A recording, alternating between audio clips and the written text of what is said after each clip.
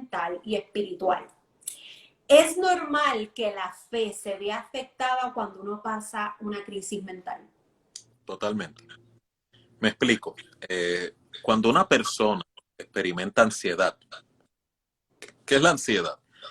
Muchas personas descubren, pues la ansiedad son unos síntomas bien particulares, taquicardia, preocupación extrema, pensamientos que no se detienen, inquietud, temores. En realidad la ansiedad, esos síntomas son la raíz, son temores que están dominando la persona y que la persona no ha tenido la oportunidad de gerenciar por mucho tiempo.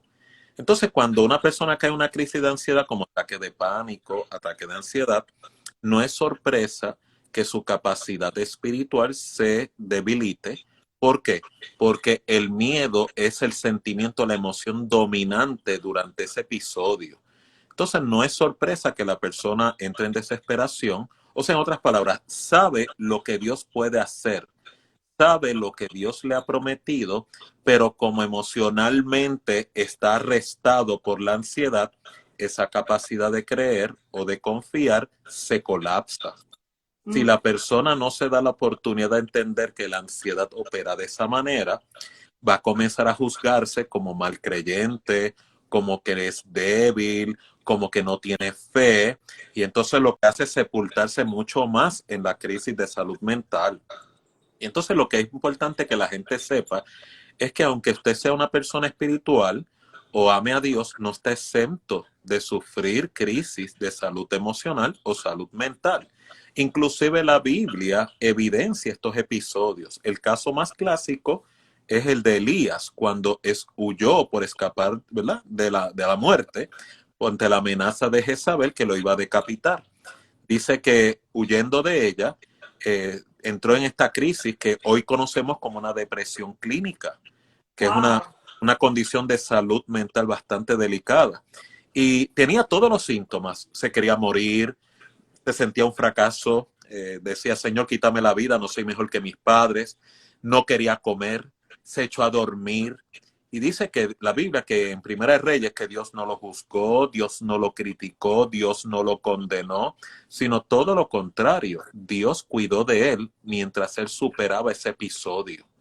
Dice que envió ángeles con tortas, con tinajas de agua, y de luego que se levantó de ese alimento, dice que caminó hasta 40 días hasta el monte de Dios, y allí tuvo una revelación con Dios, y se dio cuenta cuál era la raíz de su depresión. O sea, Dios fue el perfecto consejero, el perfecto psicólogo. Él pensaba que si él moría a manos de Jezabel, el servicio a Jehová iba a terminar con la muerte de él. Y Dios le dijo, tranquilo, todavía yo he guardado y he reservado más de 7,000 rodillas que no se han doblado a Baal. En ese momento se le fue la depresión a Elías. Wow. Dios mío, que hasta en la palabra misma. Y a veces se nos olvida. ¿Sabes? En el proceso vivimos todo y pasamos lo que dice la palabra, que todo lo que dice la Biblia lo han experimentado. Eso es normal. Escuchen, es normal. Te pregunto, ¿qué es lo que debemos hacer a la hora de enfrentar una crisis mental y que se ponga a prueba nuestra fe? Lo primero es aprendamos a normalizar nuestros sentimientos, aprendamos a normalizar nuestras emociones, aprendamos a normalizar los síntomas. Ejemplo, si yo sufro una pérdida, una muerte de alguien que yo estimo, el síntoma, el sentimiento, la emoción correcta es tristeza. Pues tú vas a encontrar muchas personas, inclusive creyentes, no puede estar triste un corazón que tiene a Cristo. Ay, Bueno, eso sí. es cierto. No vas a estar triste porque tienes la esperanza de la salvación, pero la separación física de un ser querido, de una amistad, va a crear esa separación, tristeza. Por lo tanto, la respuesta correcta y no te resta espiritualidad es el llanto. Si ustedes analizan, cuando Cristo en su ministerio, Lázaro murió, él sabía que Lázaro iba a morir. Y tú te das cuenta que la misma Biblia relata que Cristo lloró por la muerte de Lázaro. O sea, que Cristo siendo Dios hombre, Dios en la carne, no se privó de manifestar la humanidad, de ser sensible a sus sentimientos. de ser sensible a sus emociones. Y eso no le quitó ninguna gota de divinidad ni de propósito. ¿Cuál es la moraleja? Mientras mejor sintonía tengamos con nuestra espiritualidad y nuestra humanidad, más efectivo va a ser nuestra experiencia espiritual. Wow. ¿Y qué es lo que no debemos hacer? No debemos anular ni debemos cancelar nuestras pasiones, nuestras emociones, nuestros sentimientos, porque cuando eso sucede, estamos reprimiendo. O sea, las personas se deprimen porque no conectan con sus emociones. Las personas entran en ataques de pánico y ansiedad porque no saben relacionarse con sus miedos. Tú le preguntas a cualquier persona por ahí, ¿cuáles son tus miedos? No te saben decir. Y si te contestan, te dicen, yo no tengo miedo. O sea, las palabras no son humanos, no son mortales, no son personas. Entonces, sin querer, estamos promoviendo un falso concepto de la espiritualidad, que la verdadera espiritualidad respeta la fragilidad humana.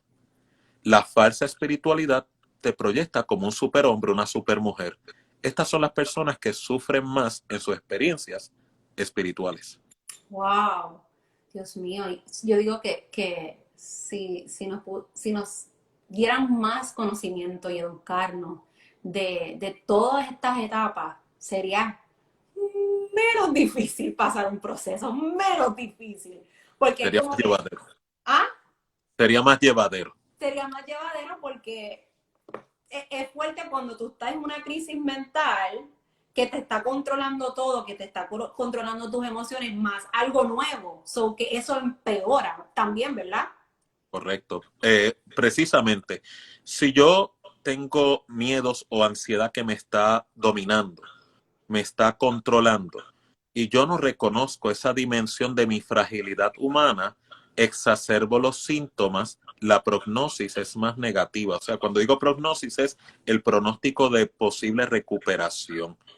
Por eso, cuando un creyente está entrando en estos procesos como sanidad interior, una de las características de ese proceso de sanar emociones, sanar el alma, sanar heridas, es conectar con heridas del pasado, es conectar con los miedos.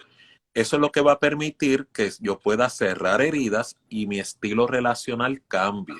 Un ejemplo, una persona que guarda mucho resentimiento en el corazón, amargura, rencor, odio, cinismo, sarcasmo, como hay muchos jóvenes en el día de hoy que ahora tienen este epíteto, estoy hartito de odio o hartita de odio. Ay, yes. Realmente lo que están diciendo es, estoy en una prisión emocional donde la amargura, el rencor domina mis pasiones. ¿Cuál es la consecuencia de ello? Las personas con resentimiento tienen tendencia a malos pensamientos, pensamientos suicidas, pensamientos de muerte, pensamientos de atacar, pensamientos de inmundicia sexual. ¿Por qué? Porque el corazón está comprometido, con dolor. Pues si yo no reparo emocionalmente mi alma, no va a ser sorpresa que los malos pensamientos no se aparten de mi persona. Ahora, yo voy sanando emocionalmente, usted va a ver que los pensamientos malos van a ir desapareciendo en la vida de ese creyente. Wow, qué interesante. Eh, y cuando uno pasa todas esas, bueno, uno pasa crisis, pero ¿cuáles son las emociones y sentimientos que mayormente se experimenta al momento de enfrentar una crisis mental? ¿Por qué? Porque hay a veces, por ejemplo, hace meses a mí me dio las ansiedades y al conocer pues este mundo de lo que es salud mental, pues verificando, viendo, ahora pues haciendo todos estos live, yo he podido ver que muchas personas pasan diferentes tipos de emociones en las ansiedades y depresiones. ¿Cuáles son? Yo sé que la ansiedad y la depresión son primas, son hermanitas o prima hermanas, ¿verdad? Van a la mano. Van a la mano. ¿Cuál es primero? ¿Cuál es la diferencia? Bueno, yo he escuchado mayormente que casi todo el mundo padece de ansiedad. ¿Cuál es la diferencia de ansiedad y depresión? Depresión tiene una característica, se llama el síntoma es anedonia, que es pérdida de interés en la vida, pérdida de interés a lo que eran los pasatiempos o estilo de vida de la persona, y un sentido de desesperanza agudo. Ansiedad, tú sigues anhelando vivir, sigues con la actividad, pero sientes mucha amenaza. O sea, la ansiedad se caracteriza por miedo, amenaza. La depresión por desaliento y desánimo. Esas son las características sintomatológicas que destacan ambas condiciones. Y contestando tu pregunta previa, ¿cuáles serían uno de los síntomas principales que estoy experimentando una crisis de salud mental? La primordial y la principal es un estado de impotencia, una pérdida de control. Yeah. Ahora bien, una persona que profesa y cultiva una espiritualidad saludable, es bien importante que aprenda a manejar los estados de impotencia. Porque mientras mejor yo sepa experimentarlos y manejarlos, esa impotencia me tiene que llevar a mejor dependencia con Dios. Si yo no llevo mi impotencia y mi fragilidad a Dios, la consecuencia es que voy a esconder ese estado de fragilidad y de impotencia, y eso se convierte en orgullo en la personalidad.